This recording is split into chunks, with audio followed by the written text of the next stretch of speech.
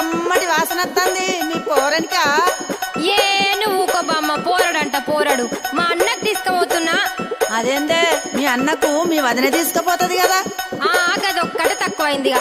మా వదినకు చీరలు కావాలి, లిప్స్టిక్లు కావాలి, అది కావాలి, ఇది కావాలని అన్ని అడుగుడు తెలుసు కానీ ఇవన్నీ చెయ్యది. అవునా? ఏం పనులు చేయదా మీ వదినే?